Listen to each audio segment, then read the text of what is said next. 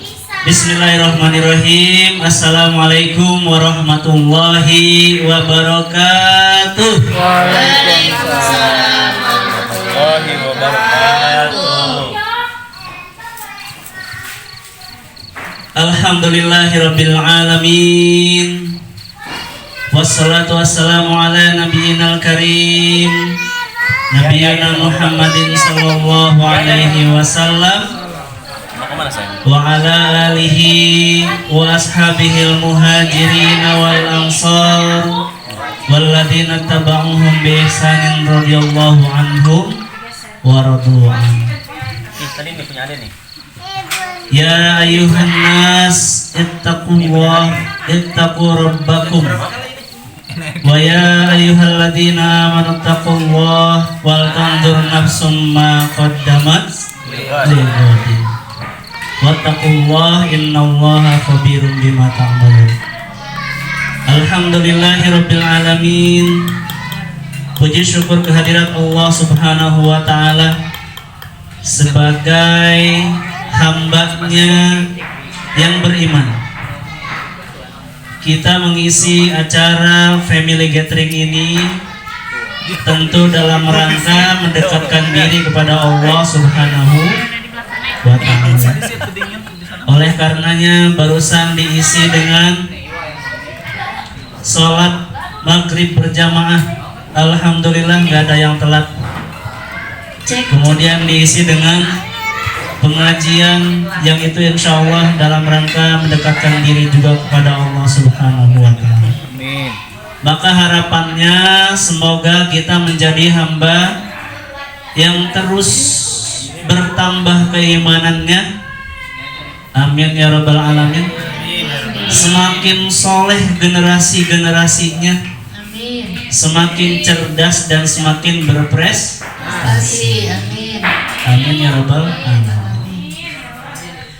Maka tentu dalam hal ini ayah, bunda, mama, abi, umi semuanya kita mengisi rangkaian acara ini dengan beberapa nasihat.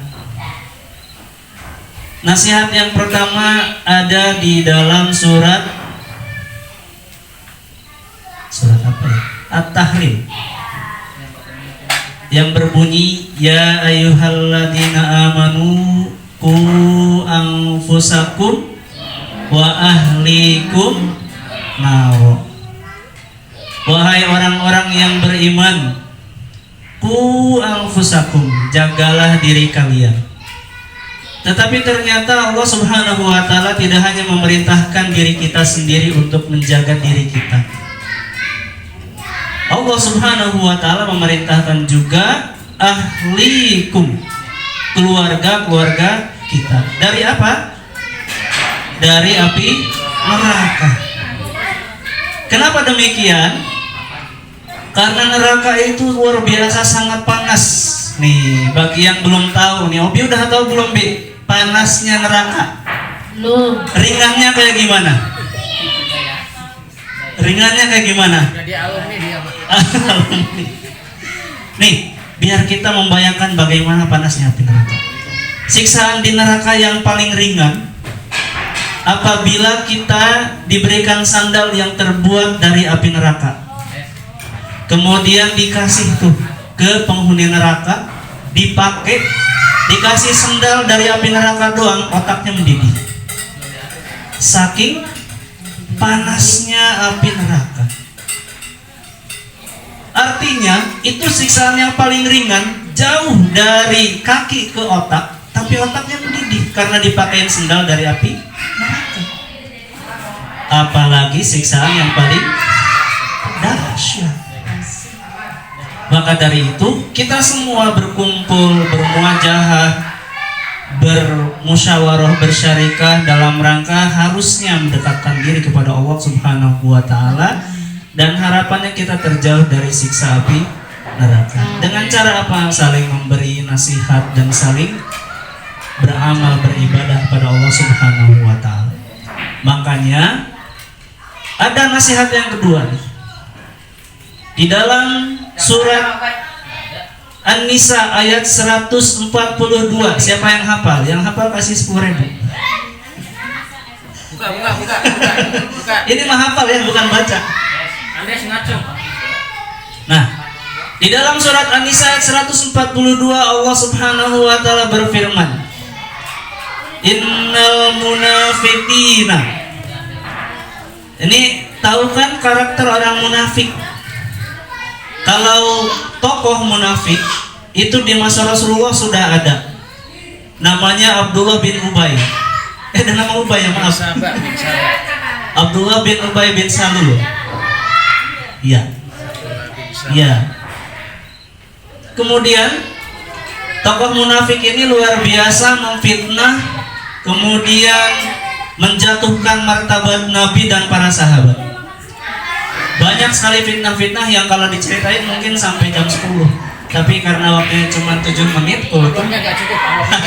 makin lama amplopnya makin tebal nanti. Nah, tetapi ada karakter-karakter yang terbawa sampai akhir zaman. Bahkan bisa dikategorikan sebagai orang yang munafik. Karakternya adalah innal munafiqina, sesungguhnya orang-orang munafik yukhadi'una Allah wa huwa khadi'uhum. Orang munafik itu karakternya menipu Allah. Dengan cara apa?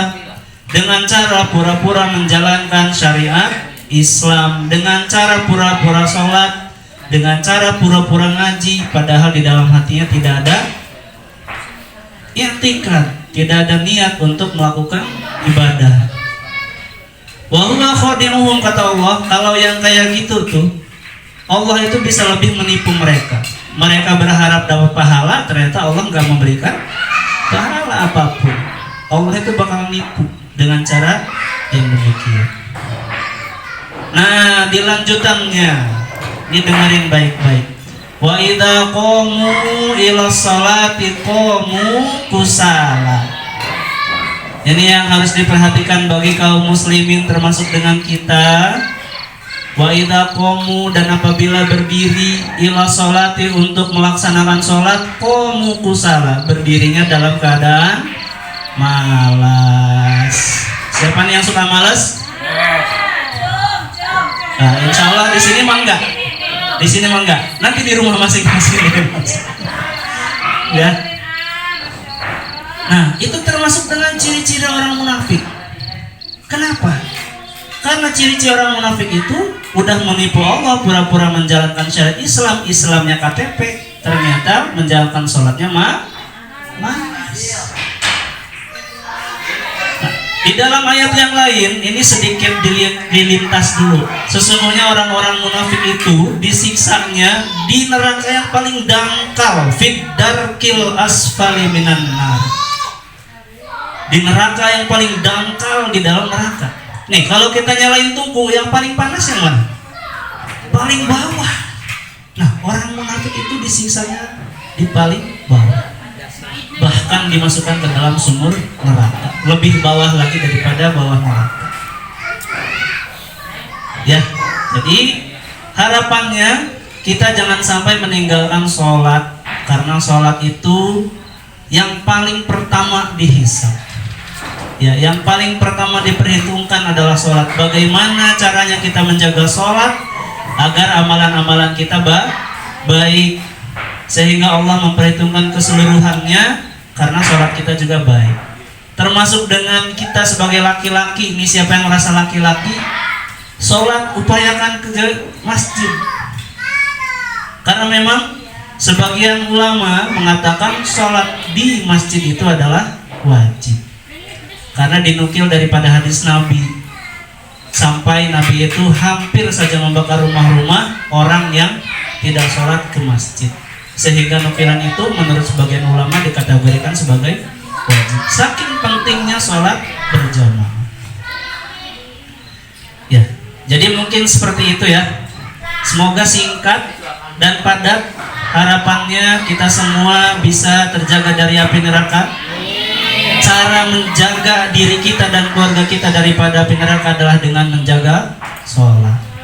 Karena sholat, bila sholatnya itu baik, maka insya Allah seluruh amalannya baik. Maka jika sholatnya buruk, seluruh amalannya akan buruk. Makanya disebutkan inna sholata tanha 'anil fahsya'i wal munkar, sesungguhnya sholat itu tanha, mencegah daripada perbuatan keji dan munkar. Insya Allah. Baik, mungkin demikian yang dapat menjadi nasihat pada malam hari ini. Dilanjut dengan Ustadz Ian. Terima kasih. Wassalamualaikum warahmatullahi wabarakatuh.